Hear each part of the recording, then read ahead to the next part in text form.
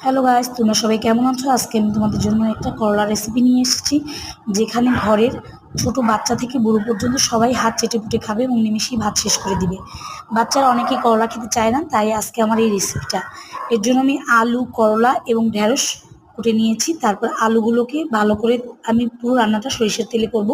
আলুগুলোকে ভেজে নিয়ে কালি জিরে দিয়ে, তারপর ভালো করে করলা যখন ভাজা ভাজা হয়ে আসবে, ভাজা ভাজা হয়ে আসলে তারপর ঢ্যাঁড়সগুলোকে দিয়ে দেবো।